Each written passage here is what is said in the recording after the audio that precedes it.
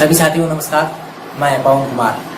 आज हम बात कर रहे हैं वर्तमान में जिस प्रकार से एक भीषण गर्मी का दौर चल रहा है और उस भीषण गर्मी के दौर के अंदर जब हम गुजर रहे हैं तो पहली बार हम सोच रहे हैं कि इसके लिए कौन जिम्मेवार है। क्या आप और हम जिम्मेवार हैं? क्या सरकारें जिम्मेवार हैं? आप और हमारे दायित्व क्या हैं? क्या हमने पर्यावरण संरक्षण के लिए जो हमारे दायित्व हैं उनको निभाया है? तो वो सारी बातें इस वीडियो के अंदर हम करेंगे और आप भी अपने सुझाव रखें कमेंट बॉक्स में। हम ये स्पेशल वीडियो सिर्फ एक पर्यावरण जागरूकता के लिए तैयार करके आप तक साझा कर रहे हैं।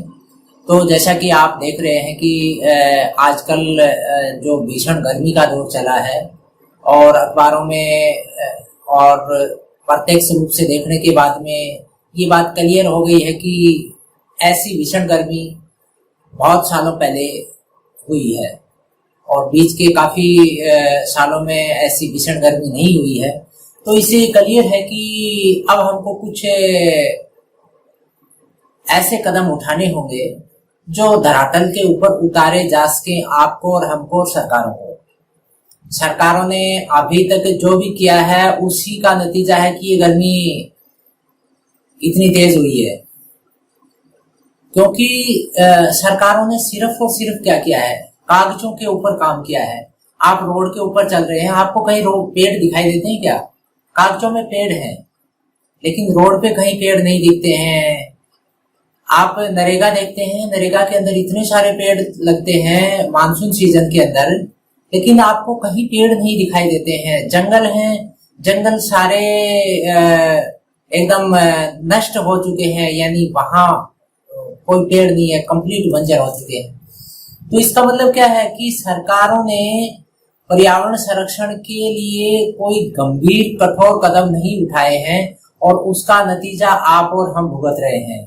सरकार के वो जो अधिकारी हैं, वो जो नेता हैं, वो आज जिन एसी बंगलों में बैठे हुए हैं, एसी गाड़ियों में बैठे हुए हैं, उनसे निकलने वाला जो गैसेज है वो इस गर्मी को और बढ़ा रहे हैं। इसका मतलब क्या है कि वो जो संरक्षण के जिम्मेवार हैं वो संरक्षण कभी कर ही नहीं पाए हैं अभी तक और आगे भी नहीं करेंगे। आज के समय में जनता की बात करें तो जनता किसमें उलझी हुई है? जनता तो ताजमहल की खुदाई कर रही है, कोई किसी महल की खुदाई कर रही है। कुल मिला के जनता तो ऐसे इश्यू के अंदर उलझी हुई है। उनको ये जो गर्मी है ना, वो गर्मी एहसास ही नहीं हो रही है। आप और हम जब रोड के ऊपर सफर करते हैं, निकलते हैं, गाड़ी में निकलते हैं, बाइक में निकलते हैं, पैदल निकलते हैं, तब हमको लगता है कि इस रोड को सुनसान किसने बना दिया। इस रोड को बनाने के साथ साथ में ये भी तय करना था कि इसके सारे पेड़ लगे। आप और हमारा भी दायित्व है कि हम कुछ अपनी जिम्मेवारियों को निभाएं। आपके पास अपना घर है, आपके पास अपना खेत है, वहां पर कोशिश ये कीजिए कि पेड़ ज्यादा से ज्यादा लगे। पेड़ ज्यादा होंगे, देखो इसका सीधा सा फार्मूला है, कोई भी ऐसा फार्मूला नहीं है जिसको सीधा पुट कर दिया जाएगा तो पर्यावरण बच जाएगा। सीधा सा फार्मूला है, ज्यादा से ज्यादा पेड़ लगाए जाएं। पेड़ ज्यादा लगेंगे तो पर्यावरण बैलेंस में आएगा। आज जल की जो संकट गहराया है उसके लिए भी सीधी सी बात यह है कि बरसात कम हुई है, गर्मी ज्यादा बढ़ी है। और बरसात कम हुई है, गर्मी ज्यादा बढ़ी है, सीधा सा है कि वहां पर जंगल थे ही नहीं। आप पाकिस्तान के अंदर चले जाइए, वो एरिया जहां पर हमसे ज्यादा गर्मी पड़ रही है वहां पर कोई पेड़ नहीं है। डेजर्ट अपना राजस्थान का थार देख लीजिए, वहां पेड़ नहीं है। पेड़ जहां है वहां आप देखोगे कि बरसात ज्यादा होती ही है। तो इसका मतलब सीधा सा फार्मूला है, आपको और हमको सरकार को पता है कि पेड़ ज्यादा से ज्यादा लगने चाहिए। फिर क्यों नहीं लग रहे हैं? जहां पानी है वहां तो लग सकते हैं ना। जहां पानी कम है वहां पर वो पेड़ लगाए जा सकते हैं जो कम पानी में हो सकते हैं। सरकारों के पास ऐसे रिसर्च मेथड ही नहीं आए हैं कि वो ऐसे पेड़ तैयार कर सके जो कम पानी में लगे। ऐसे ऐसे फार्मूले दे देते हैं किसानों को कि आप ये लगा लो, ये लगा लो। उसके बाद पता लगता है कि यार 2 साल बाद में तो किसान का पानी सूख गया, अब इस पेड़ को तो बहुत ज्यादा पानी चाहिए। उन्होंने नहीं बताया, किसने, सरकार ने नहीं बताया कि आपके एरिया के अंदर ये पेड़ जो है कम पानी में लगेगा, 2 साल 3 साल बाद में आपके एरिया का पानी सूख जाएगा, उस टाइम में ये पेड़ कम पानी में भी ग्रो कर जाएगा। तो सरकारों ने कोशिश ही नहीं की, यानी पर्यावरण संरक्षण के लिए कोई रिसर्च हुई नहीं है, हुई है वो सिर्फ कागजों में हुई है। उन्होंने जमीन पे आके उस गर्मी को नहीं सहन किया है। आज आप देख रहे हो ना, आप और हम जिस प्रकार से बाहर जाके अपना काम करते हैं, अपनी ड्यूटी पे जाते हैं, अपन और भी काम करते हैं, तो हमको और आपको देखने पे ये क्लियर हो जाता है कि वो जो लोग हैं वो इस गर्मी के अंदर जनता को समझने के लिए आए नहीं है। तो इसका मतलब क्या है कि ऐसे काम करने होंगे जो जमीन पे उतारे जा सके। आज हम उन एरियाओं की बात छोड़ें, अपने एरिया के अंदर अगर देखें तो आपके चारों तरफ बहुत सारे जोड़ हैं। उन जोड़ों के अंदर आपको पेड़ दिखाई देते हैं क्या? ये जोड़ सरकार का पार्ट है, यानी सरकार ने जो तय किया था कि 33% वन भूमि रिजर्व रहेगी। जो पृथ्वी सम्मेलन हुआ था रियो डी जेनेरियो ब्राजील के अंदर, वहां पर एग्रीमेंट हुआ कि हम इतने % जमीन जो है जंगलों के लिए सुरक्षित रखेंगे। अब वो जमीन सुरक्षित रखने से नहीं हुआ, उसके अंदर जंगल तो होने चाहिए ना, कुछ भी नहीं है उसके अंदर है कोई, यानी जमीन के ऊपर कोई छोटे मोटे झाड़ी वगैरह कुछ कैर, कोई जाल, ऐसे कोई छोटे छोटे पेड़ होंगे। कोई बड़े पेड़, छाया के पेड़ लगा पाए क्या, जिनके नीचे वहां पर बहुत सारा इकोसिस्टम जो है डेवलप होता है, वनस्पति उसके नीचे आएगी, उसके नीचे बहुत सारे जानवर सरवाइव करेंगे। तो वो चीजें बनी नहीं। इसका मतलब क्या है कि कोई ठोस काम हुए ही नहीं है। आप बाजार में जाते हैं, बाजार ऐसे सुनसान लगते हैं ना, किसी भी दुकान के आगे एक पेड़ भी नहीं, आपका ठहरने का ही मन नहीं करता है। आप देखोगे ना ऐसी दुकान जिसके पास में कोई पेड़ है, उसकी छाया है, उस पेड़ की छाया के अंदर देखो कितना सारा व्यवसाय चलता है। वहां पर कोई जूस वाला है, वहां पर और कोई पानी पतासे वाला खड़ा है, वहां पर सब्जी वाला है, यानी उस पेड़ के नीचे कितना सारा व्यवसाय चलता है। आप लग्जरी बिल्डिंग बना लीजिए, 5-10 मंजिल की बिल्डिंग बना लीजिए, वहां पर कितने एसी लगा लीजिए, लेकिन वहां पर जो व्यवसाय चलाओगे उसे सस्ता व्यवसाय उस पेड़ की छाया में चल जाएगा। फिर आप पेड़ क्यों नहीं लगा देते? सरकार से पेड़ क्यों नहीं लगवा लेते? आप नरेगा को देखते हैं, जब नरेगा के अंदर पेड़ लगते हैं मानसून सीजन के अंदर, उस समय आप और हम बड़े खुश हो जाते हैं। अखबारों के अंदर बड़े बड़े होर्डिंग लग आते हैं कि इतने सा पेड़ लगा दिए, नरेगा में इतने पेड़ लगाए हैं, नेताओं के फोटो आते हैं वृक्षारोपण करते हुए। लेकिन उसके बाद में उन नेताओं ने, और नेताओं की बात नहीं, मैं आप और हमारी बात दोनों की साथ लेके चल रहा हूँ, कितने लोगों ने उनको आगे सरवाइव करवाने के लिए काम किया है। आज कितने लोगों ने उनमें पानी डाला कि यार मानसून में मैंने एक पेड़ लगाया था, वो आज जिंदा है या नहीं है, मैं पानी मैं नहीं डाल सकता हूं तो किसी को जिम्मेवारी दे दूं कि वो पानी उसके अंदर डाल दे। क्यों नहीं कर पा रहे? अगर ऐसा नहीं होगा तो ये तो तय है कि गर्मी आज जो 48-47 है, अभी आप बाहर निकल के देखिए 47-48 टेम्परेचर है।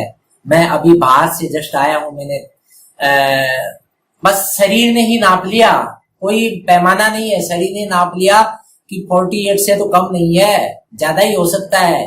तो इसका मतलब क्या है कि इतनी विकट स्थितियां होगी। मैं अभी रास्ते में आया तो एक गाड़ी जो अभी इलेक्ट्रिक स्कूटर जो आ रहे हैं ना, उसके अंदर आग लगी हुई थी और गांव वालों ने उसको बुझाया। इसका मतलब टेक्नोलॉजी जो है ना, टेक्नोलॉजी के अंदर वो चीजें रिसर्च से नहीं डल पाई जो इन्वायरमेंट के साथ चल पाए। तो इसका मतलब क्या है, उन्होंने वो जो इलेक्ट्रिक स्कूटर बनाए थे वो 45 डिग्री टेम्परेचर को सहन कर पा रहे हैं। अभी टेम्परेचर 47-48 चल रहा है। इसका मतलब क्या है कि अभी रिसर्च और होनी है इसके ऊपर। अभी पता नहीं ज्यादा चला जाएगा। अभी पहले हम 40, 41, 42 को मानते थे कि रोड तब जाएगा, अब 47-48 के शहरों की लिस्ट आती है अखबार के अंदर, सोशल मीडिया के अंदर। तो हम बस ये है कि घर के अंदर बैठ के और उन आंकड़ों का विश्लेषण कर लेते हैं।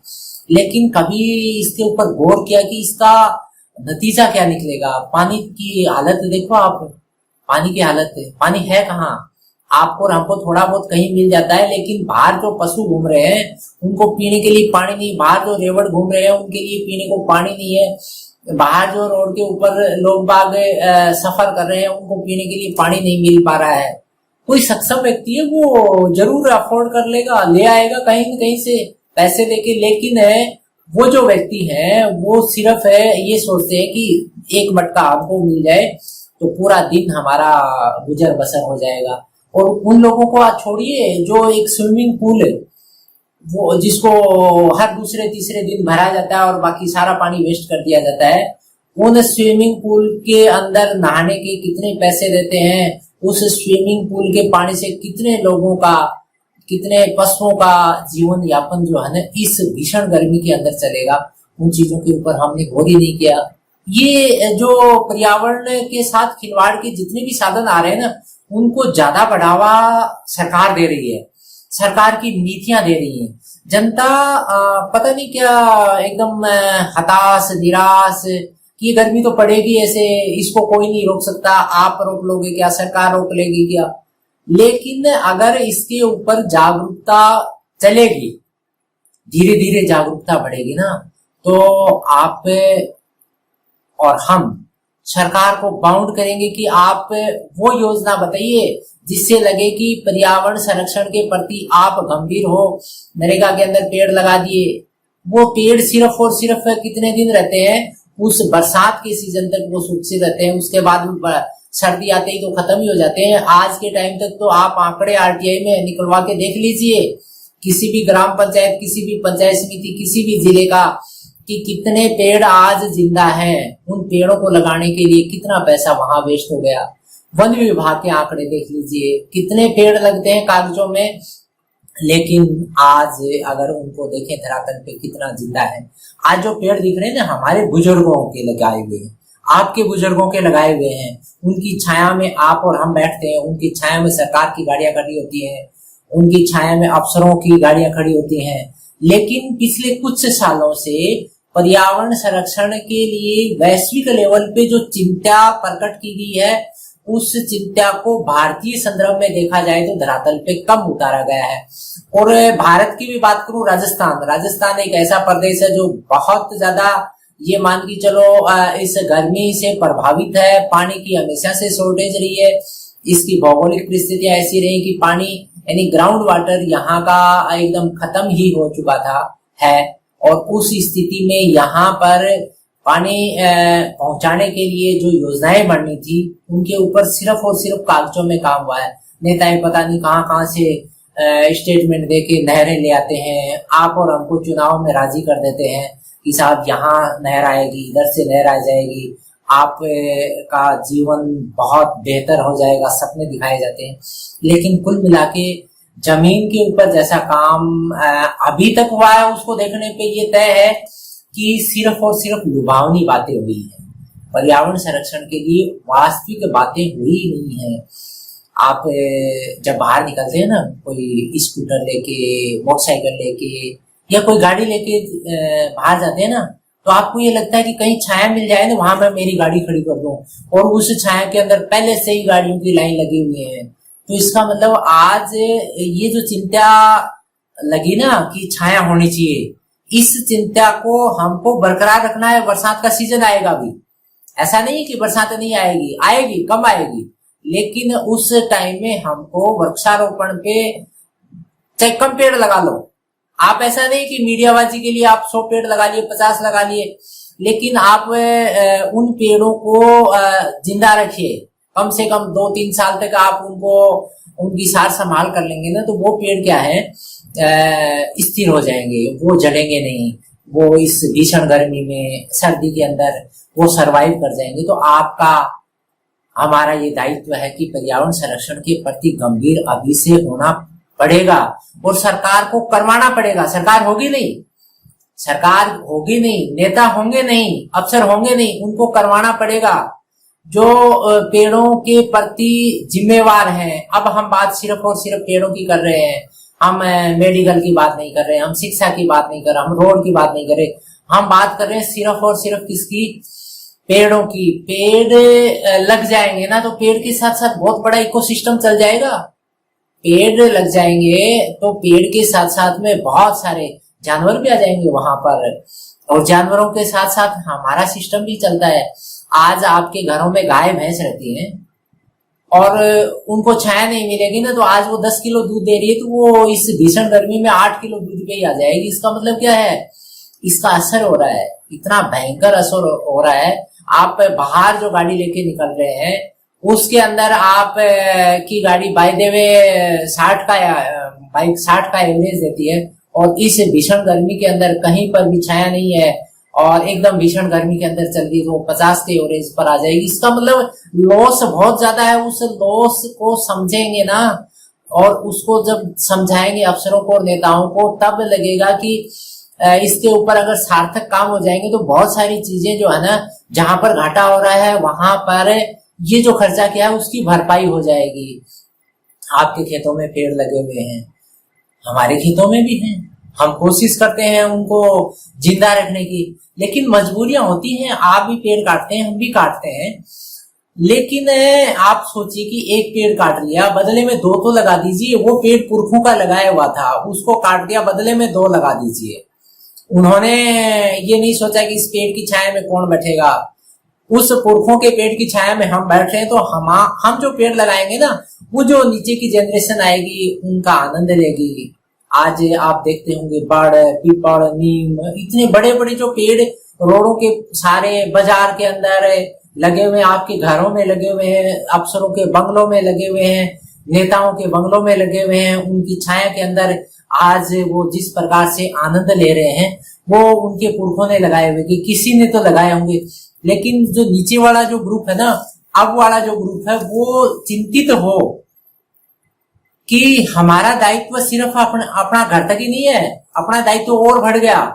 अपना दायित्व इतना ज्यादा बढ़ गया कि अपना एरिया विस्तार देके और कोशिश ये करें कि बाहर भी जाएं, बाहर भी लगाएं। आपके आसपास में कोई सार्वजनिक जगह है, आपके आसपास में कोई बाजार है, आपके नेता के पास भी है, उस नेता को बोल दीजिए ना कि आप ये जो पेड़ लगा के गए हो ना, जिसकी फोटो आपने खिंचवा ली साहब, वो जड़ गया है, अब उसकी जड़े हुए की फोटो डालिए ना, नेता के साथ उसको ट्रोल करवाइए, ट्वीट करवाइए।